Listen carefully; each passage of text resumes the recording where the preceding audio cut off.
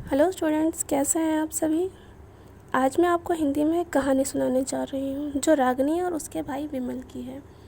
आज हम चित्र के माध्यम से कुछ कहानी पढ़ेंगे। एक बहुत ही इंटरेस्टिंग स्टोरी है ये। चलिए मैं शुरू करती हूँ आपको बताना। रविवार का दिन था। रागिनी पढ़ाई कर रही थी, साथ ही उसका भाई विमल देखकर उसको हंस रहा था क्योंकि रागिनी पढ़ने में कमज़ोर थी।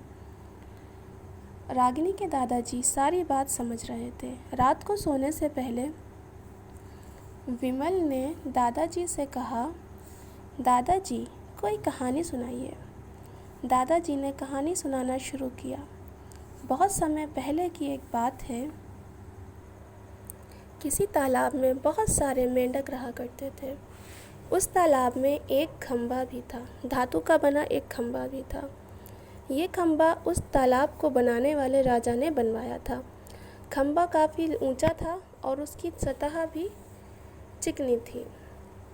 एक दिन सभी मेंढकों ने ये निश्चय किया कि इस खंभे पर चढ़कर अपनी ताकत का अनुमान लगाया जाए और जो भी मेंढक उनमें से जीतेगा वही विजेता होगा। जो सब खंभे पर चढ़ेगा वही विजेता होगा और उसको हमेशा के लिए इस तालाब में रहने दिया जाएगा।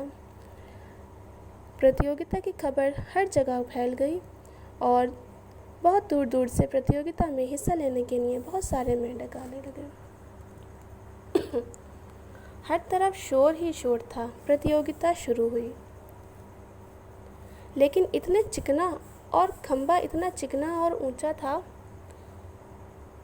कि किसी को भी ये देखकर यकीन नहीं हुआ कि कोई भी उस पर चढ़ सकेगा।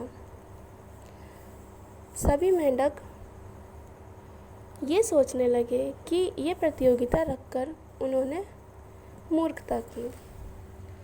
इस पर चढ़ना बहुत मुश्किल है, शायद ही कोई इस पर चढ़ सके। कई मेंढक 2-3 बार गिरने के बावजूद प्रयास में लगे रहे। भीड़ में जमा लोग चिल्ला रहे थे कि कोई भी नहीं जीत सकेगा। ये सुनकर उत्साहित मेंढक भी हताश हो गए और उन्होंने अपना प्रयास छोड़ दिया।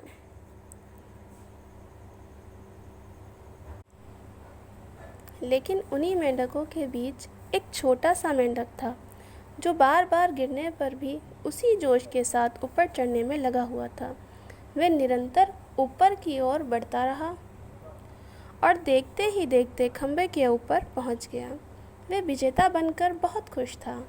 उसकी जीत पर सबको बहुत आश्चर्य हुआ। सभी मेंढक उसे घेर कर खड़े हो गए और पूछने लगे, तुमने ये असंभव काम कैसे कर दिखाया? वह बोला, जब आप लोग हमें कमज़ोर कह रहे थे तब मैंने अपने उत्साह को कम नहीं होने दिया। सभी ने उस मेंढक के जोश एवं प्रयास की खूब प्रशंसा की। रागिनी और विमल दोनों भी इस कहानी को समझ चुके थे। विमल बोला, दादाजी अब मैं और मेहनत करूँगा। रागिनी दीदी भी अच्छे अंक प्राप्त करेंगी। अगले दिन परीक्षा हुई। रागिनी ने सभी प्रश्नों के उत्तर सही लिखे। जब परीक्षा का परिणाम घोषित हुआ तो वह बहुत खुश हुई क्योंकि वह कक्षा में प्रथम आई थी। तो इस कहानी से हमें ये शिक्षा मिलती है कि हमें अपनी ताकत पर पूरा विश्वास करना चाहिए। हमें कभी निराश नहीं होना चाहिए। निरंतर हमें प्रयास करते रहना चाहिए। तो बच्चों, हमें इस कहानी से यही सीख मिलती है कि हमें